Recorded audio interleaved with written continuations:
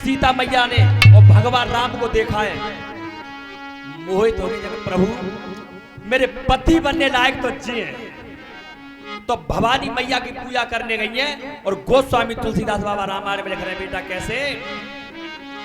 अरे गई भवानी भवन बहोरी,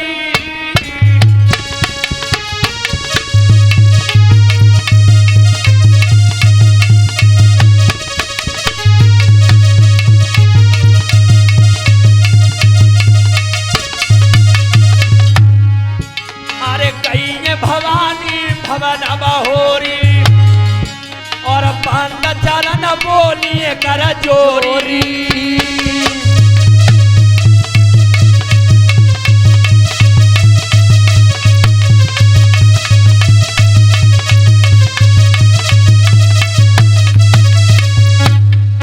अरे जय जय जय गिरिराज किशोरी, और जय महेश मुख चंद चकोरी।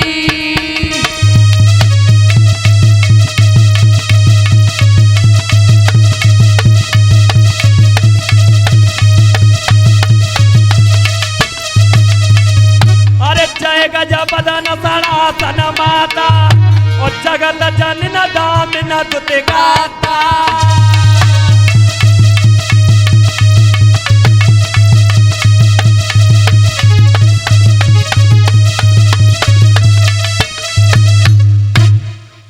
गई भवानी भवन बहोरी, और बंद चरण बोलिए कर।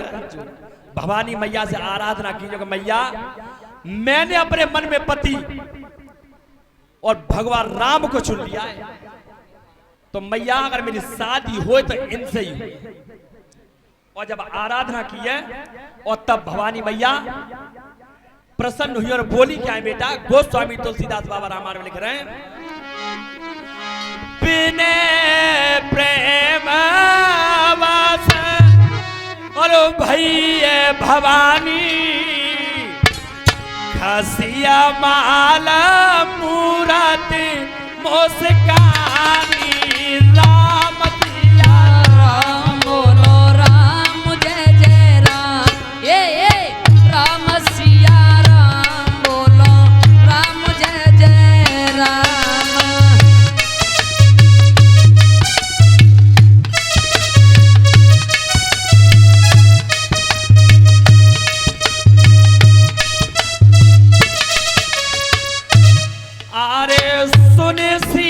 सातिया शीसा हमारी, पूजय मनोकामना तुम्हारी।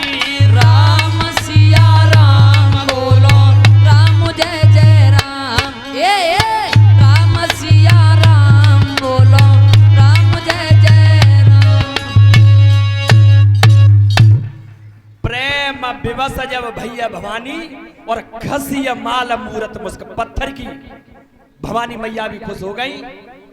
सोनसिया सत्य आशीष हमारी, और पूजय मनोकामना तुम्हारी। चिंता मत करो बेटी, जो चाह रही हो वही काम होगा।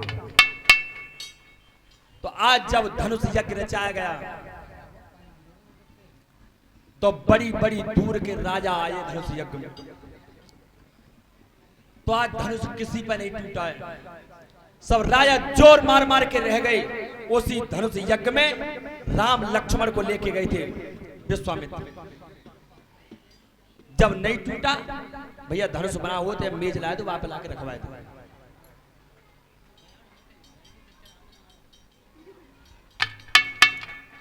जब किसी पर धनुष नहीं टूटा है, तो महाराज जनक दुखी हुए, और क्या बोले?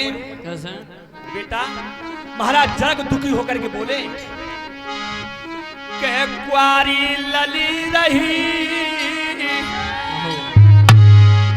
कह क्वारी अधीर रही, कह व्यर्था पे धनुष की ठानी।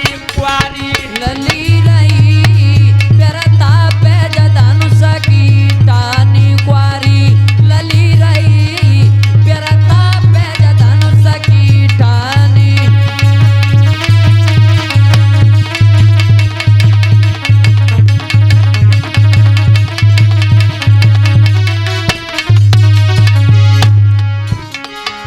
क्वारी लली रही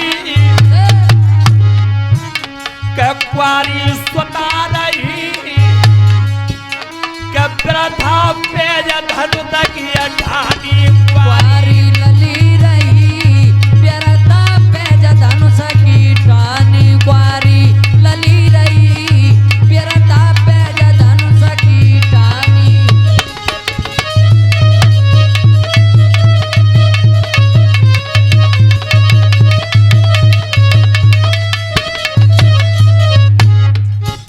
और महाराज जनक दुखी होकर के बोले अरे काऊ क्षत्रिय पे धनुष न टूटो काऊ क्षत्रिय पे धनुष न टूटो अरे काऊ क्षत्रिय पे धनुष न टूटो काऊ क्षत्रिय पे धनुष न टूटो और सब विधि भाग लिया को फूटो सब विधि भाग लिया को फूटो अरे सब विधि भाग लिया को फूटो सब विधि भाग लिया को फूटो के जगह में हंसी भई के जगह में हंसी भई के व्यर्था पे धनुष की ठानी जगमी लली रही व्यरता पे धनुष की ठानी जगह में हंसी भई व्यरता पे धनुष की ठानी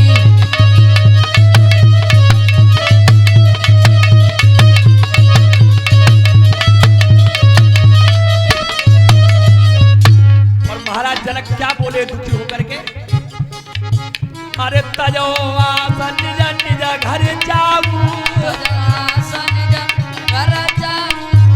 अरे तजो आसन निज निज घर जाऊ और लिखा न विधि में देह विभाऊ अरे लिखा न विधि में देह विभाऊ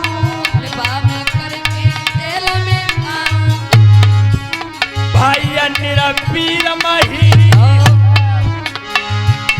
भाई निरपीर मही कथा पे धनुष की ठानी वाली लली रही व्यरता पे धनुष की ठानी क्वारी लली रही व्यरता पे धनुष की ठानी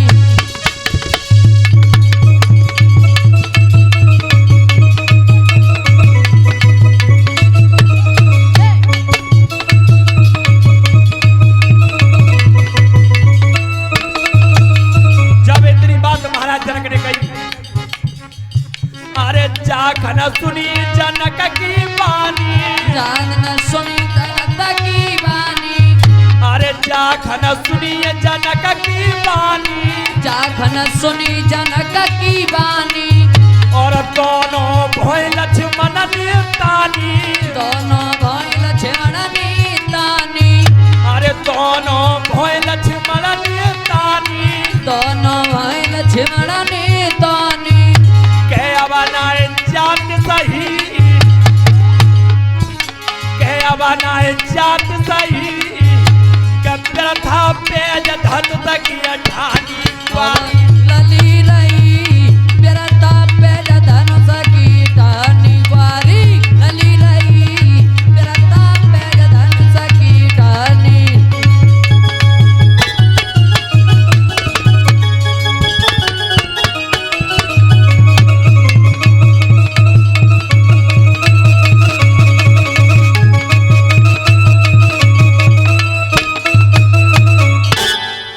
आज महाराज जनक दुखी हुए तब कहा कि अब मुझे पता लगा है कि ये पृथ्वी वीरों से खाली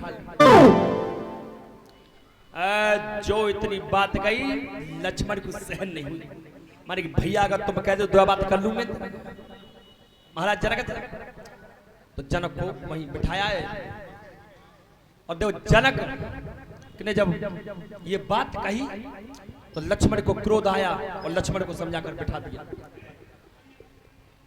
धनुष तो उठा क्यों नहीं परीक्षित महाराज? देखो पहला कारण तो ये हुआ कि सीता जी की मां कौन है? पृथ्वी, जो धरती पे जन्मी थी तो पहले तो पृथ्वी ने उस धनुष को पकड़ लिया था, और जब बेटी के मन में वरना कोई और हो तो मां को ना चाहते हैं। और इधर भवानी मैया की भी कृपा रही, जब पूजा किया तो भवानी मैया ने, और तब कर्म कौन सा किया है, अपने बेटा गणेश को बुलाया है, और तब कहा कि बेटा सुनो बहुत जल्दी एक काम कर। और क्या बोलिए मैया, अरे तब बोली मैया बोल, और बात मेरी बेटा सुन लियो,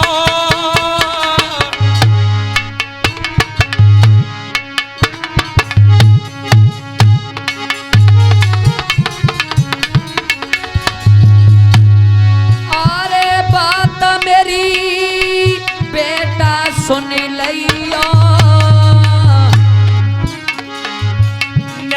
चले जनकपुर जाओ धनुष पे बेटा जमी जइयो, अरे निका चले जनकपुर जाओ धनुष पे बेटा जमी जइयो, निका चले जनकपुर जाओ धनुष पे बेटा जमी जइयो।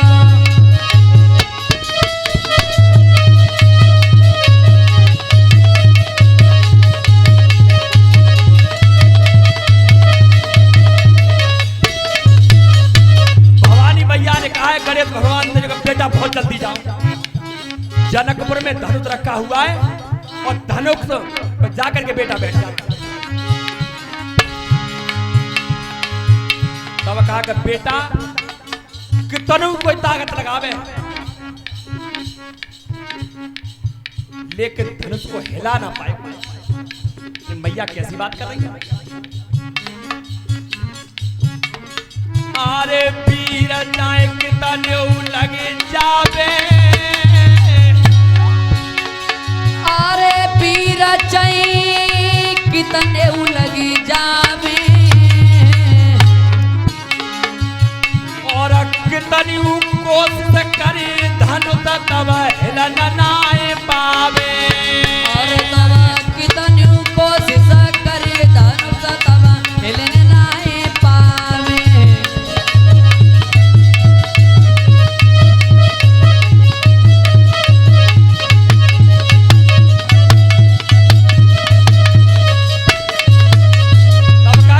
बहुत जल्दी चले जाओ और धनुष को ऊपर जाके बैठ जाना, पर बेटा एक याद रखना, जिस समय भगवान राम आए, और तब बोली क्या है मैया, अरे बात मेरी बेटा सुन लियो, अरे बात मेरी बेटा सुन लियो,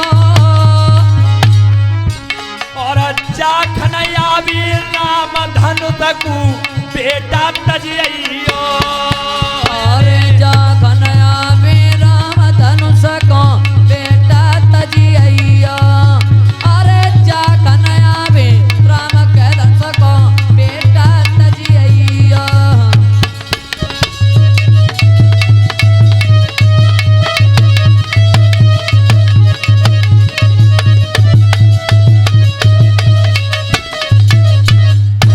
तब कहा है कि बेटा बहुत जल्दी जनकपुर चले जाओ और धनुष को ऊपर बैठ जाना, लेकिन एक बात याद रखना, जिस समय भगवान राम आ जाए उसी समय धनुष को छोड़ देना।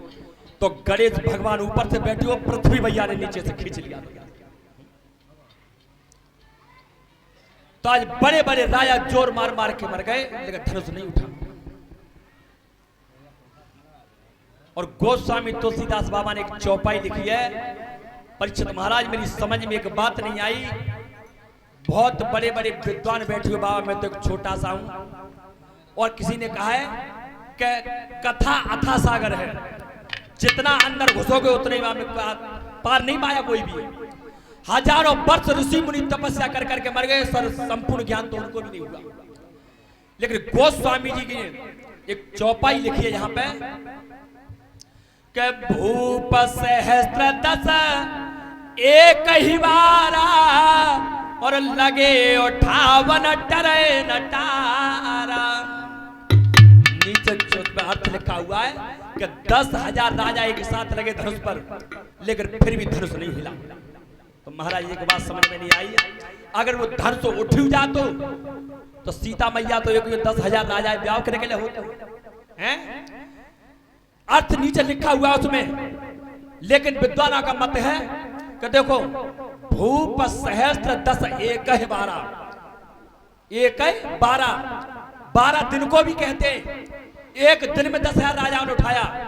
और बताया दूसरी बात कि भूप सहस्त्र एक सहस्त्राबाहु राजा था।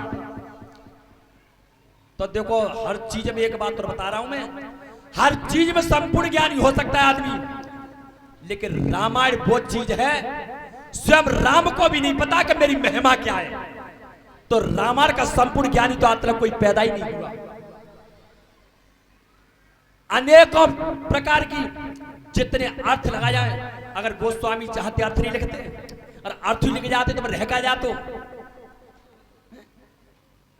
मेरे भागवत श्रोताओं, इधर जब धनुष नहीं उठा किसी पे, और तब भगवान राम चले, कहां है भैया बुलाओ ने।